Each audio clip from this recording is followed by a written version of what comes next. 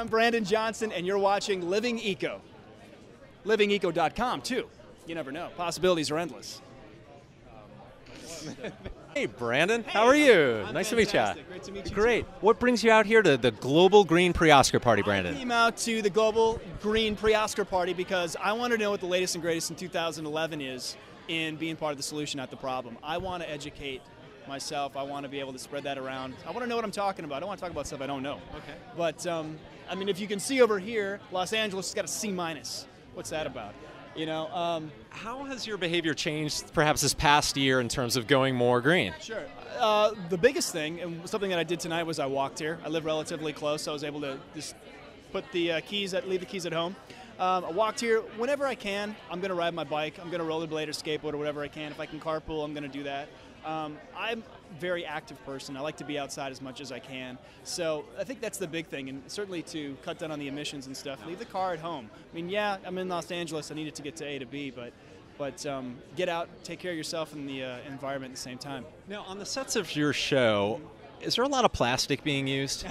There's a ton of plastic being used. Everybody dances so much that we're going through water bottles, cases of water bottles every single day. So instead of just taking that water bottle and chucking it out, save it. We write our names on it, and then we go to a big water cooler and we just fill up water there. And certainly all the scripts and the paper, that's all recycled as well.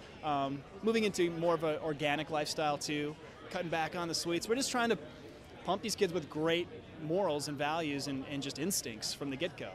So I wrote an article today about junk mail. Last year, 100 million trees were cut down so that Americans could receive junk mail. 100 million trees last year. When I first moved out here, I was in New York City for about 7 years. And when I first moved out here, I was just inundated with the junk mail, and I was like asking people. I was going to the post office. Is there anything that I can do to stop this? This is ridiculous. So I wrote an article today. I came up with 15 ways that I researched throughout the internet of eliminating junk mail. Okay. It's a terrible thing. 100 million trees. So give me some tips. Okay, well, I'll give you a couple tips. First of all, going along with junk mail, eliminating junk mail would reduce the carbon emissions of 480,000 cars. Really? Yes. You hear that, government? Yes. You hear that, Obama? Yeah. I love you, but come on, man. Yeah. Here's another one. Okay. Something that I do. You can go to Burger King or you can go to fast food restaurants that I never go to. But they do have something. They have these pickle plastic buckets. Okay. Those buckets are huge. You can take those, put them in your shower, and when you're heating up the water, collect that water, and then you can throw it out into a garden or reuse that water to wash your dishes. Oh, that's a good idea, too. Yeah, that's right. Or if you are going to shower, bring somebody else along. You know what I mean? That's what I always tell everyone. That's why, save water. Shower with your steady. Bring the whole neighborhood into your shower. Why not? Hey, we're saving the world. Right. You know what I mean? I'll wash your back, you wash mine. Let's think of some other more advanced things that you can do. Do you compost, or do you know about composting? I know about composting, but I don't personally compost. Okay. But maybe down the line. You can compost in your kitchen like I do. You can get a plastic, like one of those bus boy table thing or bus boy containers that you put the buckets, whatever you call it, and you put some worms in it, red wiggler worms. Believe it or not, there's no odor to this at all, by the way.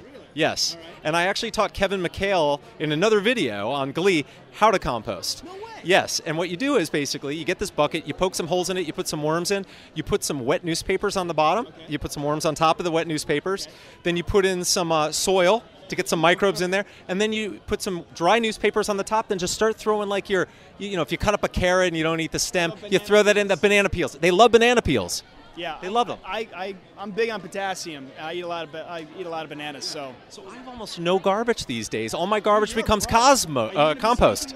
I'm not going to be. Yeah, well, I'd like to be. One day I will be. You're amazing. Yeah. Well, Glad I met you. We got to get the word out, and through people like yourself, when people look up your name on YouTube or wherever they find this interview, they're going to learn something, aren't they? I think they will. Absolutely. I certainly learned something today. Yeah. That's why I came here. And that's what it's about. It's written in the stars. Maktub, my friend. That's right. And you know something, Brandon? I came here to meet you. Anyway, so it's a win-win situation. We've won. All right, anyway, thank you so much, Brandon. Take care. Bye-bye.